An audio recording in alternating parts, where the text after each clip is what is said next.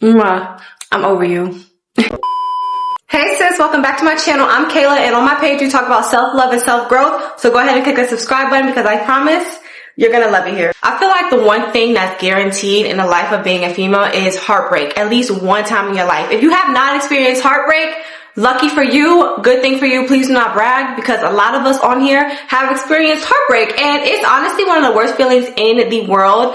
You don't want to get out of bed, you don't want to do anything. It's just a really hard time, and I found myself in heartbreaks throughout my life multiple times, and every single time I get myself out of it. But it wasn't until recently where I really feel like I unlocked the key to how to overcome it for good and not look back. So in this video I'm going to be talking about how to actually get over heartbreak, because these are the things that I did that actually helped me get out of it for a fact. So without further ado, let's jump right into this video. One thing I did was I documented my journey. When I say document your journey, even if you have to record yourself crying, do that. Like I always say, journal. When I actually journal and recorded myself crying, when I would go back on those videos and just watch them, or go back on those journal entries and read it, it just gave me a sense of like, wow, I've came so far. And in the moment, while I was recording, while I was writing, even though I was sad in that moment, right after I felt a sense of relief. So instead of venting to other people, do it to yourself. Record yourself talking, write it out. I'm not saying never talk to other people about your situations,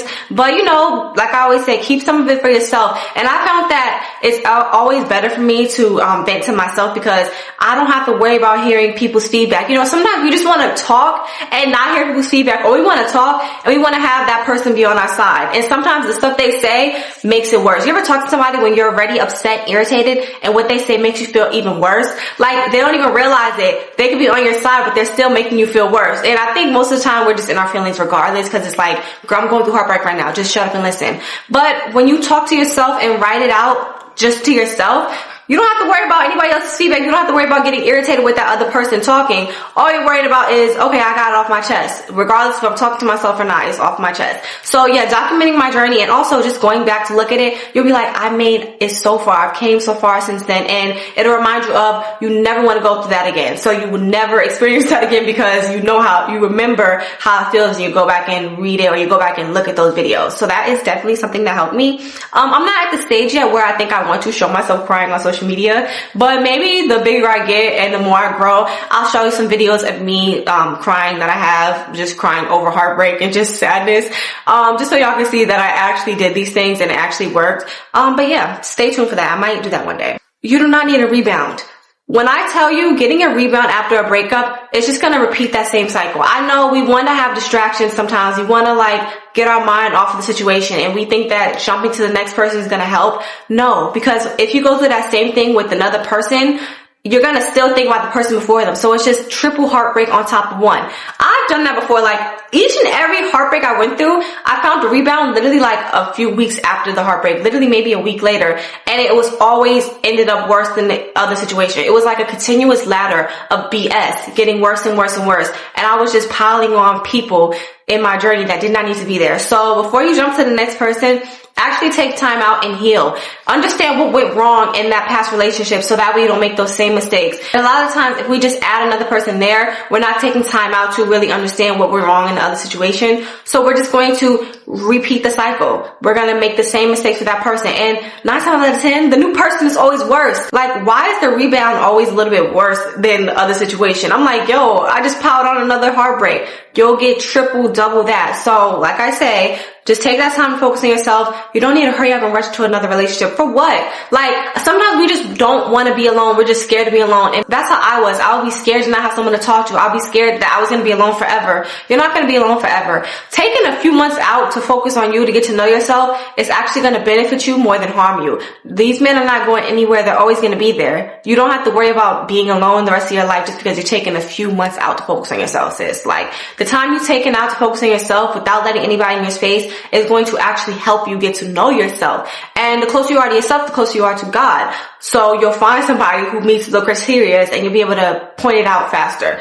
Do not get a rebound. It's not worth it. Trust me. Stop stalking that man, sis. After after you just get out of a breakup, I know a lot of people, we want to stalk and see what what they're doing. We want to keep tabs on them. It's not worth it. I literally found myself checking a man's page every single morning, checking their new girlfriend's page all the time. It wasn't until I was like, yo, like, this is just setting me back times 10. I could be using this time to be figuring out what I want to do for myself. I could be using this time to level up. Why am I stalking this person if it ended wrong 9 times out of 10? If they did me wrong, why am I just opening up that wound? And also, you want to block that communication barrel. Okay, why would I want to be friends with somebody who's the reason why I have a heartbreak? I know a lot of us, we don't want to be problematic, and we also just want to use it as an excuse to keep that person in our lives with hope that it'll end up being like a better relationship. No. If they're saying, oh, we can still be friends, they still want to like do stuff with you without the title. They still want to keep you on the side so they could just turn that relationship that you had into a situationship without the commitment.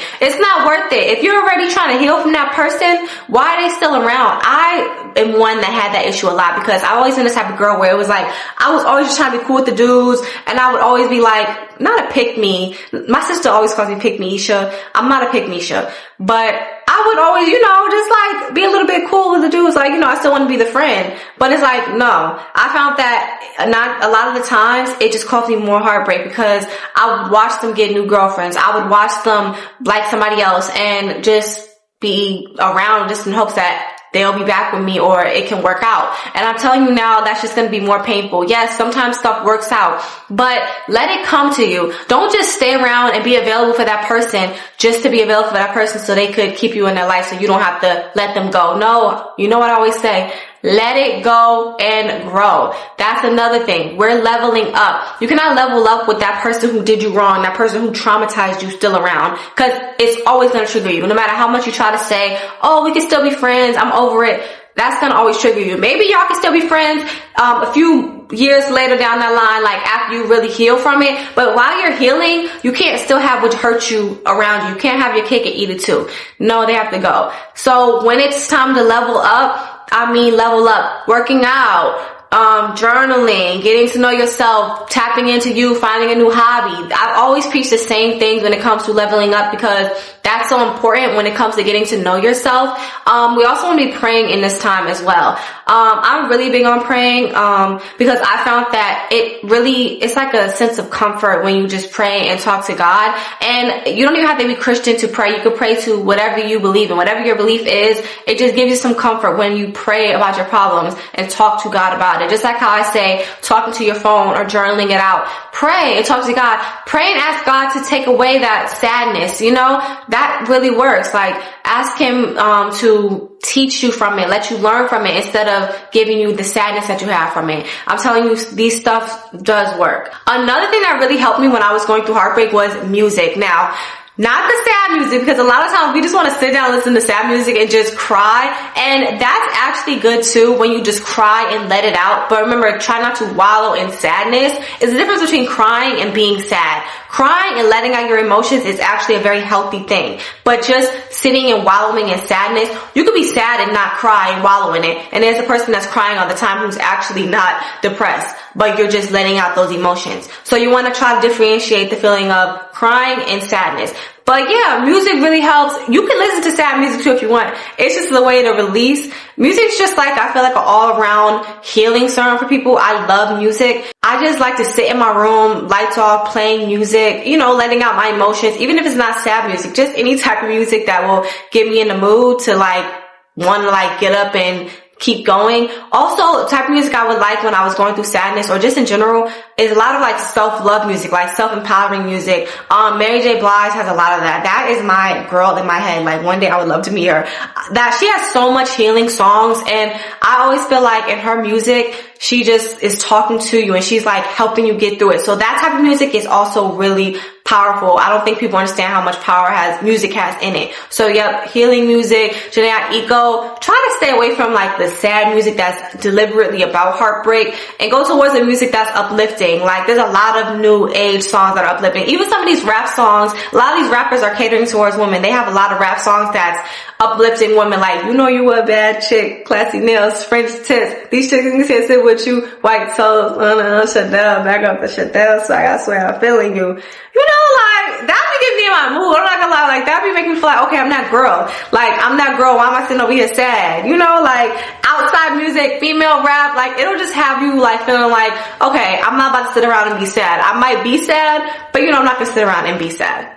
Spend some time with your friends. So now, I didn't realize how much I needed that when I was going through heartache and sadness, but it's really good to like spend time with your family or even friends just to get you out the house, or like invite some friends over. Don't just sit and wallow in it. When you invite your friends over, you don't have to vent to them about the situation, but you know, if they know you're going through it, have them show you a good time. You know, sometimes it's good to just have company to get your mind off of what you're going through. I know a lot of times we like to just be with ourselves, and some people just aren't super social, but I'm telling you, like having people over and just in your space when you're going through a phase of sadness and, you know, depression, and you're just feeling lonely, it can really help you get through it and make it a little bit better, the situation. You know, that really helped me out too. When I had my friends over, I would be sad and I would just have my friends over. We would just watch movies together, even if you're not an outside person, and that just works. So, you know, go outside if you want. If you're an outside girl, there's nothing wrong with being an outside girl. You can go party, go have a girl's night, okay? Go have a girl's night. Go find a new little fling, not a rebound, but you know, find a little fling. Like have some fun, like flirt with it. It is what it is. But yeah, just have fun with your friends, sis. Like we're still young, you still beautiful. Just have fun. Get cute. Now, whenever I'm going through sadness, I feel like I always feel worse when I'm just not looking up to par. Like, and a lot of times it's okay. I'll cut you guys some slack. When you're first going through that heartbreak, that first week, maybe even that first month, you don't really feel like getting cute. You just want to lay in bed and just like, you know, but after a month, you need to get up, get cute. Buy a wig from Amazon, do your lashes, do your eyebrows, get cute, make some cute videos of yourself. Just get cute. It is gonna help you. You're gonna feel like, I'm that girl. Look in the mirror and be like, yo, I'm that girl. That's another part of tapping into yourself. You know, like we're not gonna sit around and be sad. I spent so many years of my life, and I'm still young, thank you God, but I spent so many years of my high school, teenage life being sad and depressed over boys, when in reality, a lot of the stuff, it doesn't even matter in the grand scheme of things.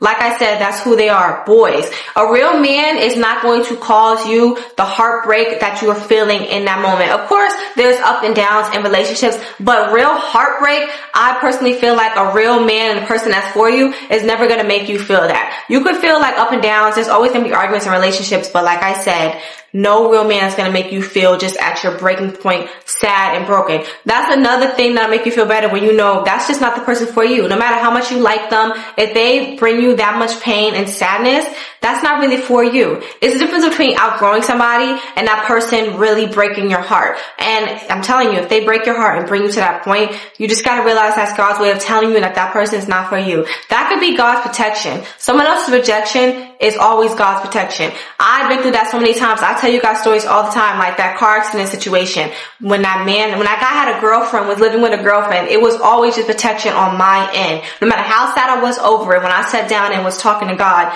and he was basically telling me like, look at how much I'm protecting you. Look how much more life you have to live. Why would I hold a good man from you? Don't fight for something that God does not want for you. I'm telling you. So in this journey, I want you guys to understand that you are loved, and if you're going to find love, just because you're going through something with somebody else does not mean that another person isn't going to come along and sweep you off your feet. You're not going to get that love story you want.